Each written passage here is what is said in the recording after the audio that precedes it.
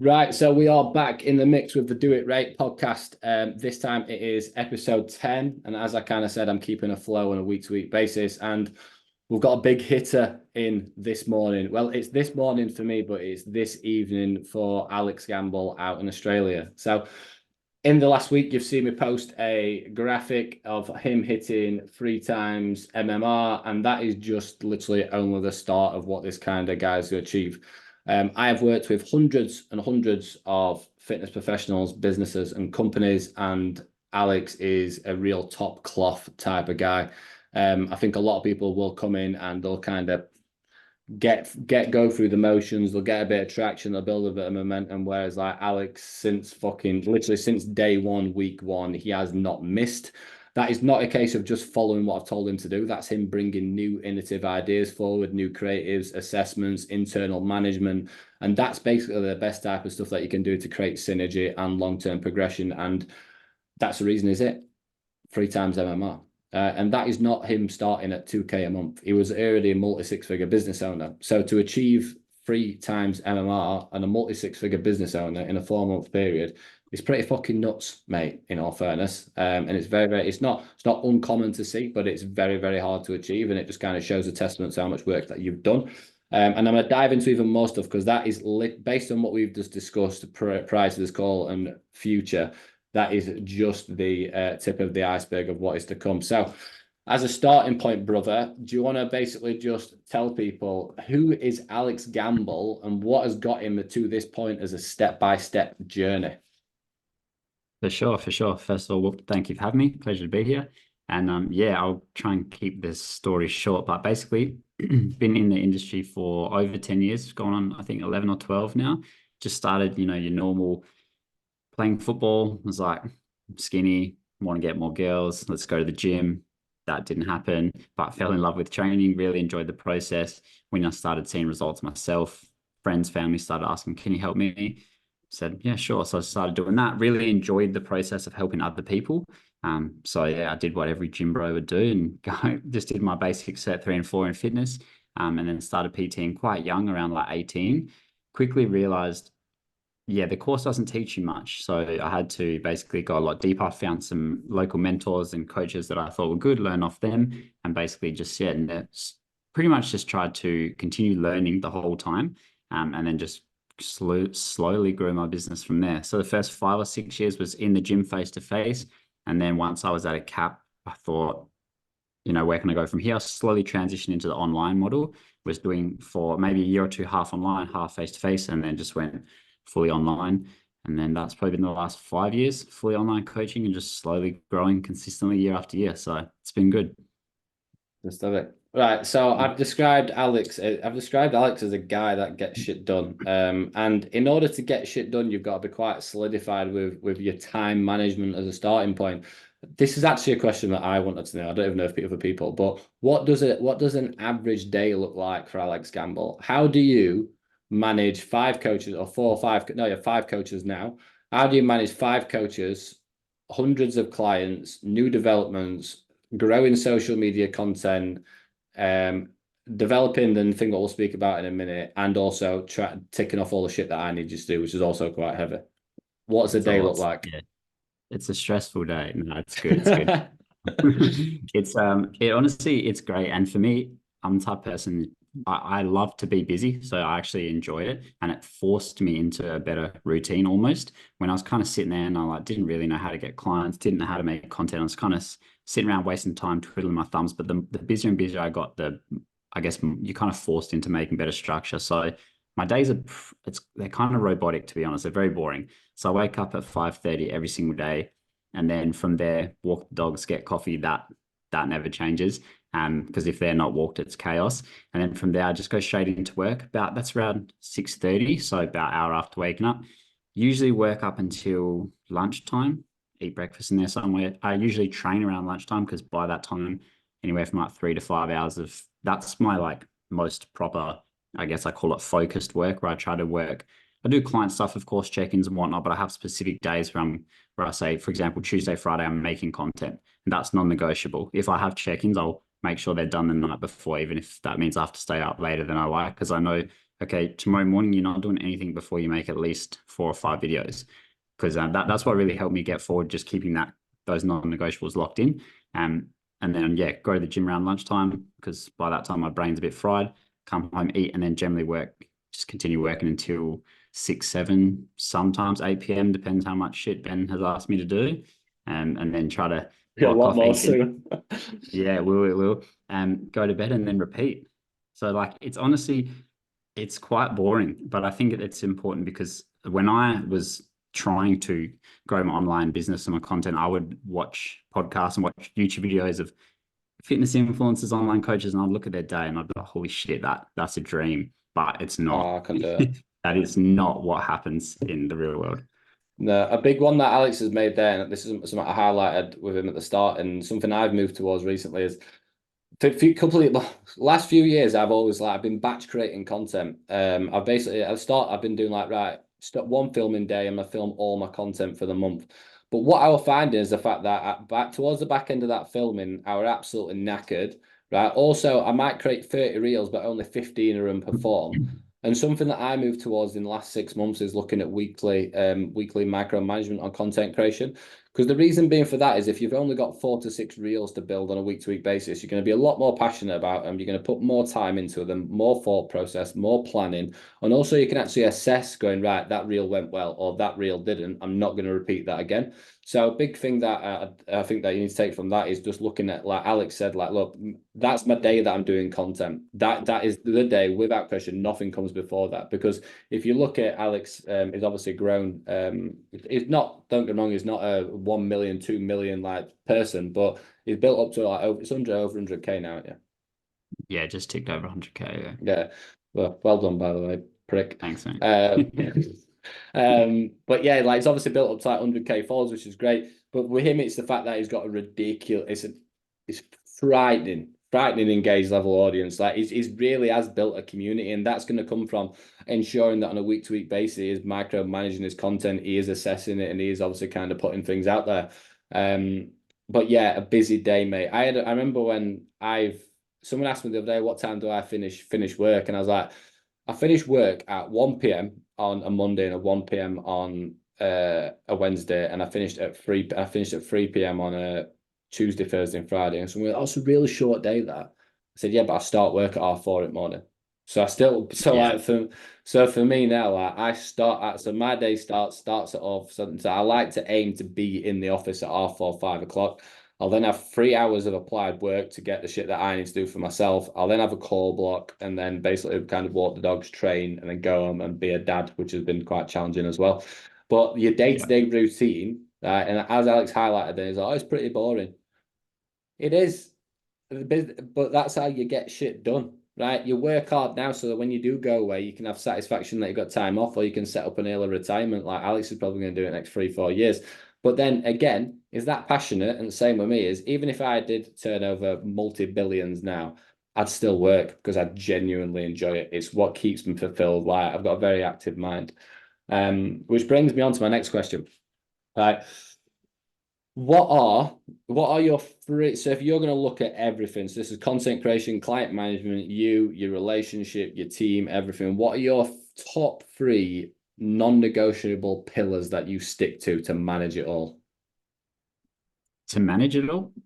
To do what you do, what are your top 3 things that you focus on does the framework and backbone to basically manage what you have? Okay. There's a lot of thoughts running through my head right now. I guess if I had to boil it down to 3, it's going to sound so stupid, but honestly, the first is waking up at the same time every single day. And I know, like, I'm not trying to tell you you have to wake up early. This is just personally what's worked for me, because I've tried every single different routine you can think of. And I've found, for me, there was a few things that really moved the needle forward when I started just doing this consistently for months, not like try it for a week. Like, I would tell myself, whenever I change something in my routine, I'm like, all right, we're going to do it for 3 months and just give it enough time to see if it helps or not. So it'll be waking up at the same time, and that's 7 days a week, because I would used to tell myself last Sunday we'll sleep in a bit, and Sunday was always the shittest day. I would never get anything done, and then I would feel like shit. So then I said, you know what, just stop being a little bitch, wake up at the same time every single day. And then Sundays are actually now my favorite day, because it's quieter on the client and the team front. So then I actually get the most done on Sunday morning. So the first one, we wake up same time every day. The second would be the deep work in the morning before I train. Because I like to train hard and I like to push myself, but then I'm fried after I work out. So I used to work out first thing in the morning. I thought, yeah, just get it done. But then I come home and my brain was not working as good as it should be. So I call it like a deep work block. Probably the best thing I ever brought into my business was minimum 3 hours when I told myself, right, we're sitting at the desk or whatever we're doing if we're shooting content. You cannot stop for 3 hours. And if you go over that, sweet. If you're doing good, keep going. But if you have one of those days where like nothing's working, it doesn't matter. You're going to continue for 3 hours at least. So it's like 7 to 10 a.m. No one can call me in that. They can, but I won't answer if you call me at that time unless it's like booked in or whatever. And it's deep work focusing on the business. So this would be like content creation, coming up with ideas, actually filming the ideas, editing the videos, working on bigger projects like apps, marketing campaigns, like putting things together for my team that I'm going to be using with them later in the week, structure, all that kind of stuff that like is boring but needs to get done, that goes in that time. Because then I know if the rest of the day falls to shit and I have this coach has this problem, then the app developer called me because this bug happened and then this happened. I'm like, it's all good. I got those most important things done at the start of the day. So those are the two. And then the third is just, I guess the third is just, I actually don't know if I had to pick one. It's probably just I think a bit. communication. I'd say enjoying the process for you. I think that you're generally passionate and All you that. generally enjoy it. Yeah, I love it. Yeah. Same as it's exactly the same as me. So like we had a bit of again, don't mind saying on the post. I forgot to put it, but like one thing with Alex as well is he works through obstacles and works through roadblocks. Like it does not matter what business you are in. You're gonna have system problems. You're gonna have people problems. You're gonna have client problems, right? And you can either find solutions to it or you get derailed by it. And one thing that Alex is really, really good at, even though he's reactive like me because he's passionate, but then he's also going, right, how do we find a contingency to get through this right now? And that's it's a great mindset to have because it means that you generate momentum and you don't just get kind of halted by something. Interesting fact though, there, like two of them exactly the same as of mine. So during the week, not Sundays now. Fuck that, mate. I want to get a couple of extra hours. I've got, do you know what I mean? I've got a newborn baby, mate. I'm not getting up. Yeah, it's different though. See, I don't. Yeah, my dogs wake me up that early no matter what, so I'm up. Yeah, I'm not getting up at 4 o'clock on a Saturday or Sunday, no chance. But basically mine is the exact same. Get up at 4 o'clock every single morning, and I have exactly the same. I have to have 3 hours 5 times a week. So is that 12 or is that 15? Don't know. What's 3 times 5? Yeah, it's 15, isn't it? Jesus Christ. 15 hours per week. I have to have that as my time when nobody's speaking to me. I'm not on calls. So that's why I do it where from 5 a.m. until 8 a.m. No, I don't, obviously, because I'm not doing a call with people at that time. That is that if I don't have that work block in the morning, then I can't get what I need to do done and I can't get creative. So the 2 weeks after coming back from Remy being born, I had to take calls in those gaps with people who are overseas, US, Australia, all that to try and catch up with loads of stuff. And in that 2 weeks, it was most stressed that I've been in the last 6 months, even with a newborn baby, just because I was constantly chasing my tail because I didn't have my time to apply to my own business. So if you're listening to this right now and you're thinking, right, yeah, I've got loads of shit going on, but I'm not actually getting much done. Block out that time. Everything that's I have it as out. It's called that. It's I'm out of office, but it's blocked out every single morning. Where that's my time where I've got no commitment, and I just make sure I stay on top of that at all times. Which is a massive one. Yeah. Right. Yeah, so I think that's the one. Yeah. So now let's talk about what Alex. So Alex has basically got premium one-to-one coaching. He has challenges. And I put on the post the other day that we were basically looking at him having, he's got a web app currently what he uses with his clients, which is great. It's a great platform, it's good onto that side. But obviously, based on the fact that he's hit 3 times month recurring revenue, he's now in a position where he can start looking at the bigger picture.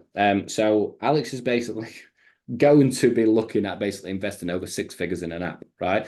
And it's really important to understand that it's from him isolating one singular offer into a bolt-on, which has allowed him to now come into this next case kind of phase of business. So we're basically in a position now where the campaigns are running for the one-to-one, the challenges, the intakes, and is now scaling the team. In reality, it's probably going to have 12 coaches in the next 3, 4, 5 months based on what I've seen at the moment. So how do you manage that? And we've just had a massive discussion on this prior to this podcast where he was like, oh, I can get this app and I can pay this and I can have it ready in like 6, 7 months. And I said, right, well, for starters, if they're telling you 6-7 months, it's more going to like be 9 because you're going to add loads of shit in. It's going to delay the launch time. And now let's look at your actual, because the thing is, it's when you get excited about something, you want to jump into it straight away. But take a step back and think smart. And I said to Alex, I was like, right, mate, we know in January that's a huge intake for one-to-one and huge intake for a challenge. And if we're being realistic, like the app's going to take 9 months to build, then what that allows you to do is look at a longer pre-build register interest phase and then launching it in February after the heavy intake for, or even in January, because all the sales are done in December for January. But it means that it can come in and it can hit the one-to-one isolated, driving at the same growth he is now, and then coming in secondary with the app. And it was like, it was funny because when I was saying to him, I could just see his face just looking at me like, you bastard. Like, I want to get this app going. And I said to him, I said, wait until I build out the timeline for one-to-one for challenges, everything what's needed, and you'll be begging for more time. Like Sean and Evan, exactly the same. The Glean app delayed 3 months. Right, and they are so grateful about it. This constant want to push it back. I've got Bethany Dobson, who's launching her own app, who's speaking at convention, and I had a call with her yesterday, and she was like, I want another month. Right. And I love that mindset because it means that you're not running out of desperation. It's playing the smart moves. It's about looking at your operations and marketing timeline across multiple different offers and thinking, where can I plug and play these launches? And also, how can I actually do it where the one-to-one is still being fulfilled and Alex isn't having his head blagged off? So with Alex there as well, a concept that I explained to him at the moment is, I don't know how to do this something. His business is like that at the moment, right? And he's hit 3 times more MMR on a massive business with a bottle. He's technically got a bottleneck business at the moment because he's got huge audience coming into a premium one-to-one, which is application, direct sign-up process. What this is going to allow him to do there is obviously when he launches his app next year. So he's going to achieve a 7-figure business like this easily. There's not a doubt in my mind this year that is good. He can easily turn over $1 million, right? When we come into now in the launch of this app next year, he's going to have that business, but then he's also going to have a flip where he pushes volume into it, which is another 7-figure business, which then filters people down into the bottom, which is better upsell, better training, better results, because you're going to get people nurtured rather than getting results quicker because they've been through the app. Like flipping it going into January next year is going to mean, without question, this guy's going to have a multi-7-figure business at the back end of 2025. And it's really easy to look at that and go, oh, God, he's lucky. Or yeah, I wish I could do that. Right? Do the fucking work. Tick the boxes. Don't mess about. Work with people. Communicate. Collaborate.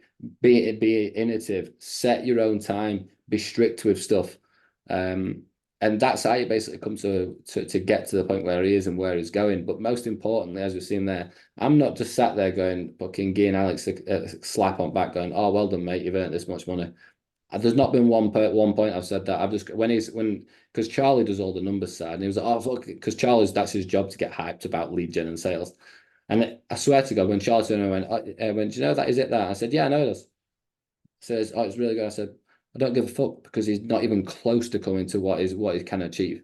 But I had a call with Sean Casey and the guy who runs Social Circle, and they've hit 150 people on Social Circle, 7-figure business, absolutely buzzing. And I said, I'm not in the game of it in what you've got in front of you. I'm in the game of it in potential. Right. So for me with Alex right now, yeah, he's smashed it and he's had more than enough compliments off me this week, and he's not getting any for a while. But his potential right now, if you look at that long-term thing coming into 2025, he's 25% into this. And that's the main thing, is keeping him accountable to what is to come. So when you look at this long-term plan and the app and everything else into that side, mate, how do you feel? What do you want from all this long-term? That's another question. That's a lot of info taken.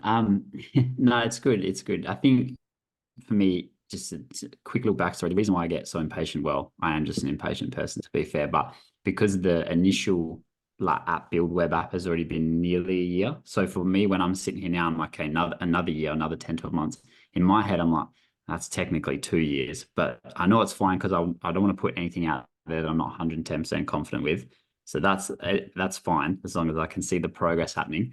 And I think for me, as long as I can continue progress, and that's all I really care about, to be fair. But I'm the same as you, what you said at the start. Even if I had $1 billion company, and I chat with my dad about this all the time, and he thinks I've got issues, probably do, to be fair. But he's like, why do you never take a day off? I'm like, because I get bored.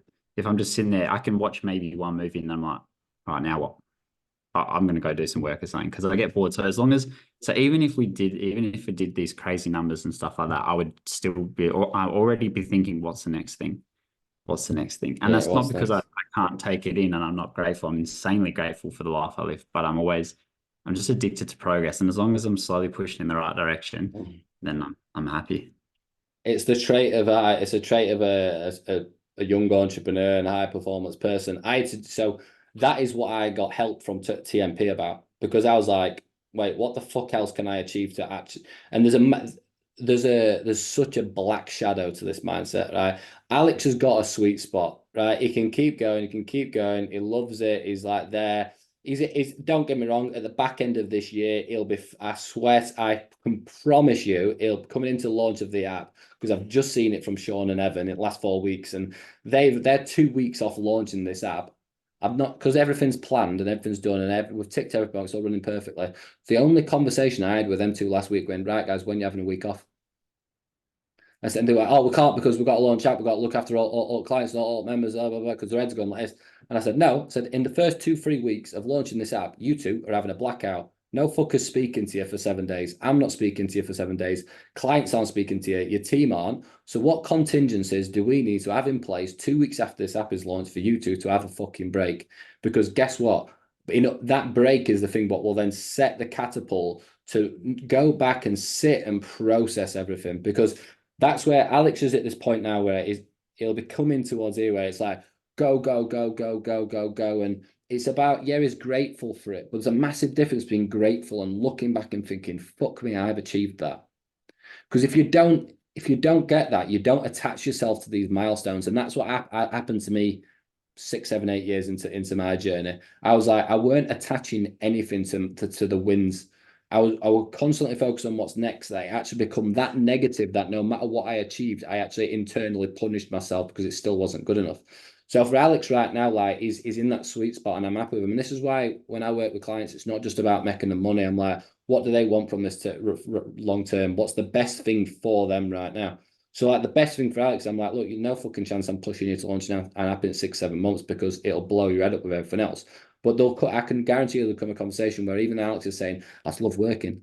I want to go. I can work on Sundays. I'm like, no, bro. I said, and I'll generally turn around to him and go, right, you're at a point right now where I swear to God, if you work on a Sunday, I'm fucking flying to Australia. All right. And that's where it'll get to point. And this is about staying, it's about the communication and managing people because he's got it all in tank now.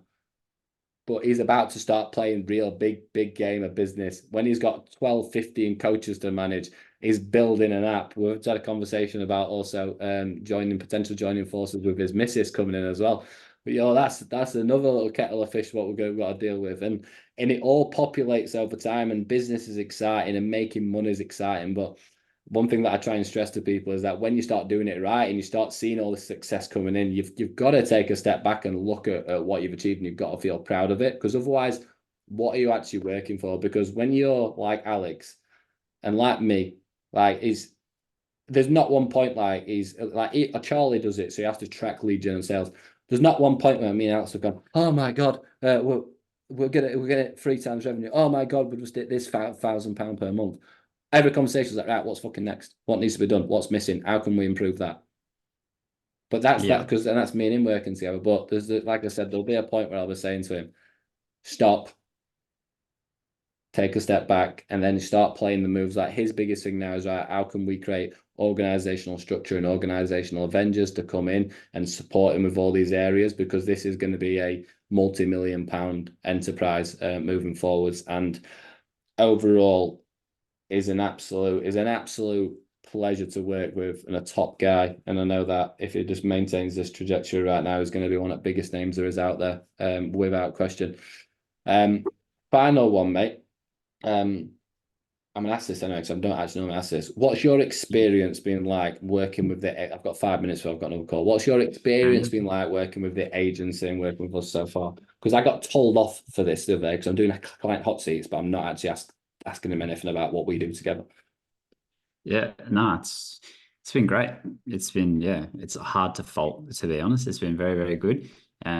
The structure and organization that you guys have brought in helped me with, it's been a game changer. And to be honest, like the main thing that I like the most about working with you guys is you don't try and tell me how to run my business, if that makes sense. That's like to be honest, like that was the most frustrating thing of when I work with I work with tons and tons of different people, just to put that out there in the past, and they would basically try and turn what you've got into what they've got. And I'd be trying to tell them, I don't want your business, I want my business. And that was the best thing that kind of Ben said from the start. I told him, look, I'm doing it. I'm a stubborn bastard. We're doing it my way. And yeah, I will take on your advice. And, as a coach, I understand you have to be coachable. So yeah, I want you to help me, but I don't want to do a 180 on my business because I love how it runs and all that. So that's probably the biggest thing is Ben and his team will help.